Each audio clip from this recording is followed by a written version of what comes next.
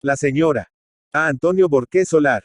Hacia ya 3 horas que galopaba sin descansar, seguido de mi mozo, por aquel camino que se me hacía interminable.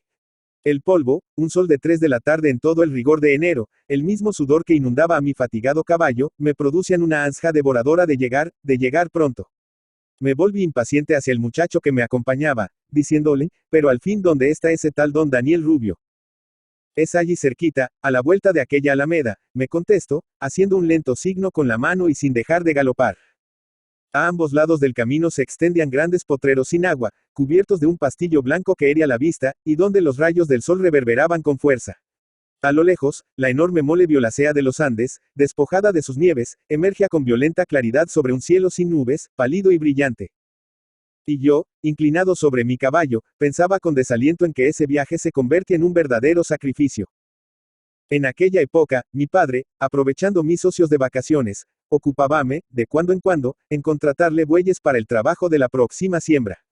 Y yo cumplía tales comisiones con placer, porque ellas me permitían emprender largas correrias a caballo por los alrededores. Muchos de estos viajes me proporcionaron la oportunidad de hacer más de una visita bien agradable para mis ilusiones de 20 años. Varias veces regresé de estas peregrinaciones sintiendo no sé qué dulce nostalgia en el corazón, a la que tal vez no era extraña cierta cabellera negra o rubia que divisara, a la despedida, en el corredor, a través de la reja y los naranjos de una casa de campo. Según las informaciones que había tomado la víspera, don Daniel Rubio, a cuyo fondo me dirigía, era soltero, y en su casa nada había que pudiera halagar mis expectativas sentimentales. De esta certidumbre provenían tal vez mi cansancio y mi mal humor. A medida que avanzaba, el paisaje principiaba a variar. Añosos álamos y sauces daban sombra al camino. Divisaba verdura, chacaras, pastales de trébol, animales vacunos, aguas corrientes. De cuando en cuando, tras la alameda, asomaban algunos humeantes ranchos de inquilinos. Ya estamos en lo de don Daniel, me dijo el mozo. Y yo me interesaba, contemplando el buen cultivo de la tierra, la excelencia de los cierros, mil pequeños detalles que revelaban la vigilancia y el trabajo de una mano avesada a las labores de la agricultura. ¿Cuántas cuadras tiene el fundo? Pregunté al mozo. 300 cuadras regadas. Principio arrendando, y ahora con su trabajo ha comprado estas tierras, me contestó.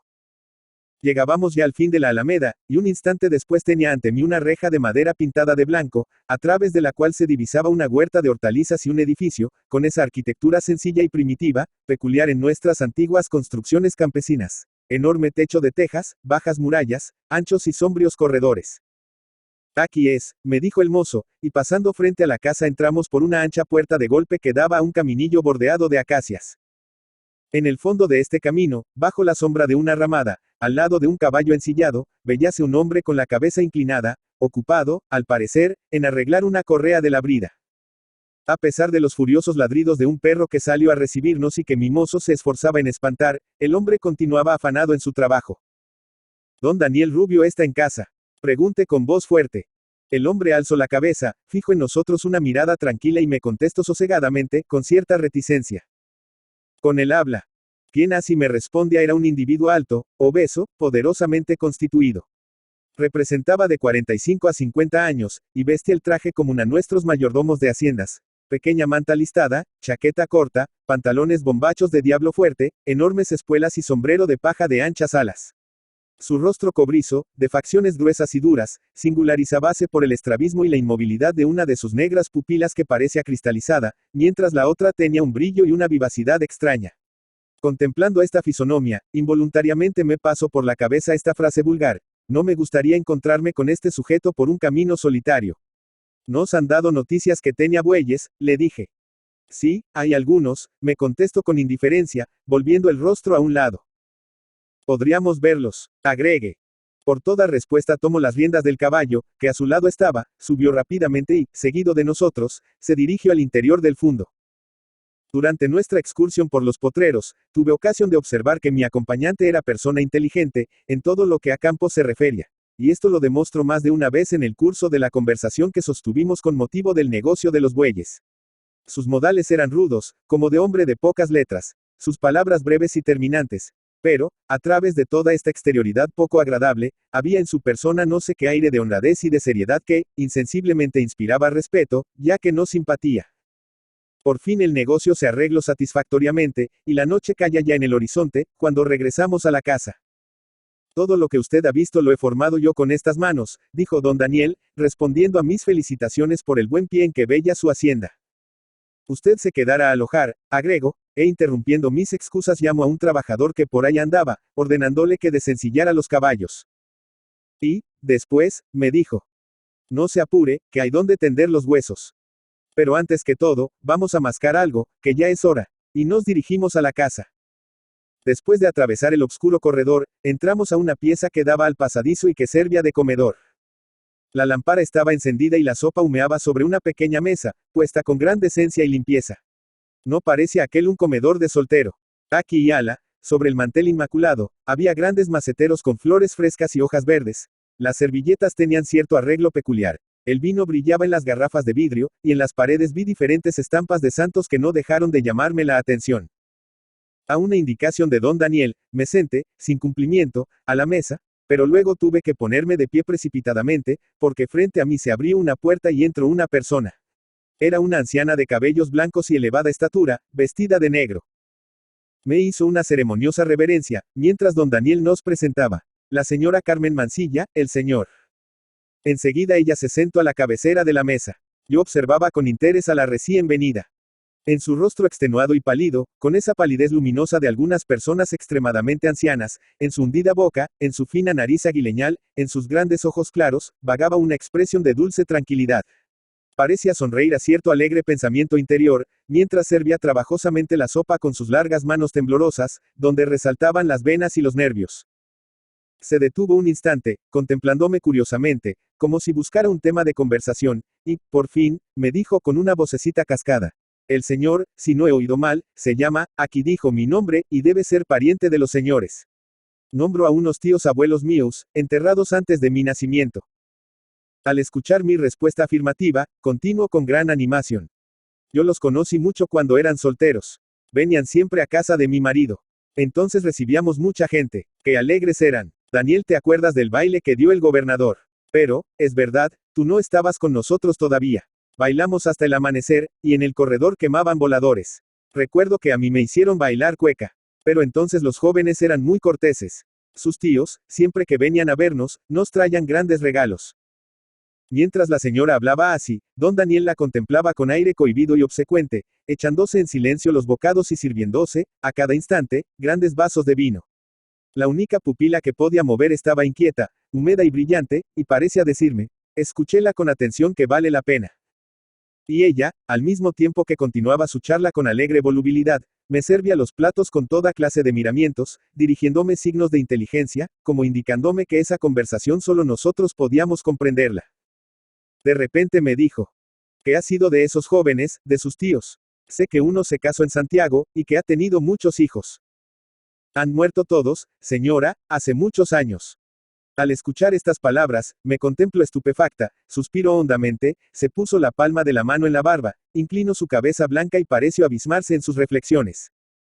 A medida que la comida llegaba a su fin, hacíase más notable el contraste que formaban los modales finos, insinuantes, casi aristocráticos de esa viejecita, con los desmañados y selváticos de mi huésped.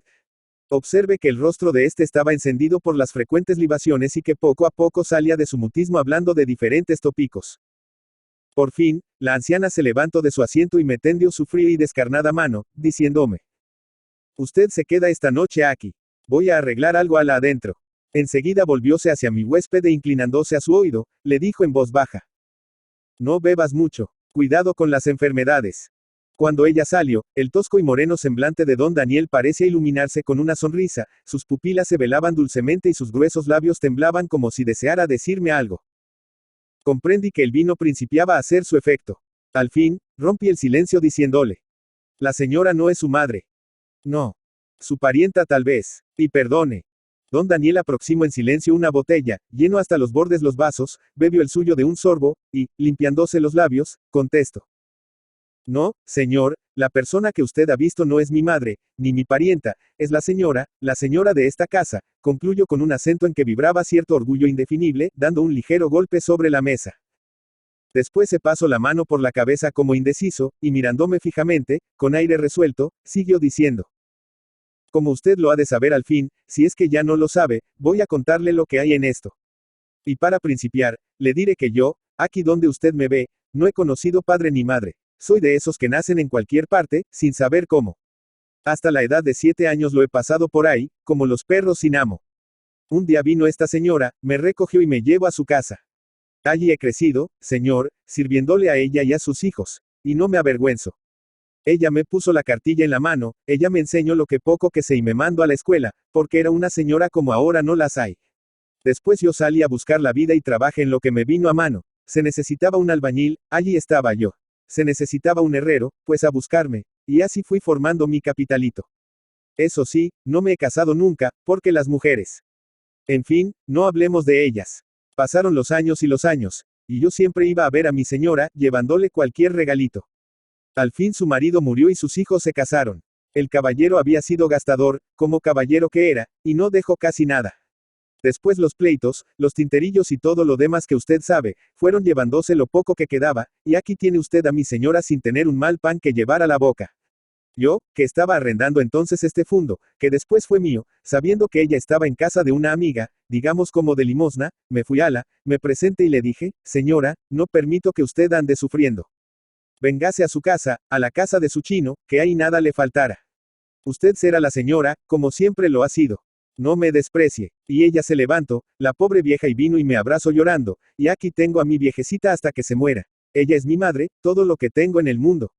Y si yo trabajo y gano algo, es para dárselo a ella. Al terminar este relato, don Daniel inclinó su gruesa cabeza gris y se cubrió la frente con las manos. Después se levantó bruscamente, me dirige una mirada torva y murmuró entre dientes. Usted estará cansado y ya es hora de dormir. Y en silencio fue a indicarme la pieza que se me había preparado. Al día siguiente desperté temprano. En el corredor oía ruido de espuelas. Me vestí con presteza y salí de mi habitación. Allí estaba don Daniel paseándose. Tomamos el desayuno hablando de cosas indiferentes. Por fin, me despedí y monté a caballo. Alegremente cantaban los pájaros. El fresco aire de la mañana parecía infundirme una vida, una fuerza extraña. Y pensaba vagamente en que tal vez esa alegría, que sentía desbordar en mí con los primeros rayos del sol, la debía haber estrechado la mano de ese hombre de cuya casa partía. Federico Gana. Federico Gana, Santiago de Chile, 15 de enero de 1867, Ibidem, 22 de abril de 1926, fue un escritor y diplomático chileno. Hijo mayor de Federico Gana Munizaga y Rosario Gana Castro, 1. Primos hermanos entre sí y descendientes de Alberto Blest Gana. Inició sus estudios secundarios en el Liceo de Linares en 1878, donde cursó el primer año. Continuó y finalizó su preparación secundaria en el Instituto Nacional. Obtuvo el título de abogado en la Universidad de Chile en 1890, pero ejerció por muy poco tiempo. Vivió principalmente en Santiago y en San Bernardo. En octubre de 1890 apareció su primera publicación en el semanario La Actualidad, el cuento, Pobre Vieja, que firmó con el seudónimo Pedro Simple. A fines de ese año fue nombrado segundo secretario de la legación chilena en Londres, cargo que dejó con la caída del gobierno de José Manuel Balmaceda. Regresó a Chile, en 1892. En marzo de 1894, apareció otro cuento, Por un perro, que más tarde tituló, Un carácter. En julio de 1897, la revista literaria publicó el relato, Una mañana de invierno, conocido luego como, La Maiga, con el que comienza la corriente de criollismo rural en el país. En 1913 casó con Blanca Subercaizú del Río, con quien tuvo 6 hijos. Este mismo año participó, junto a su amigo Baldomero Lillo, en un concurso literario organizado por la revista católica, con los cuentos, La Señora, En las Montañas, y, La Maiga. Colaboró en SIC desde 1906. En esta revista comenzó su publicación de sus manchas de color en 1914. Una gran cantidad de páginas suyas circularon en diversas publicaciones periódicas, como La Revista Nueva, Sucesos, Silueta Magazine, El Mercurio, La Nación, Atenea, Las Últimas Noticias. Los estudios sobre el cuento chileno y su evolución, ha establecido categóricamente que Federico Gana es el auténtico descubridor del campo chileno como tema de este género narrativo. Surgido en el ambiente modernista de fines del siglo XIX, sus cuentos juveniles revelan una natural vacilación entre esa tendencia subjetiva y evanescente que causó el modernismo en sus inicios y la utilización de los motivos concretos que ofrece a la naturaleza del país.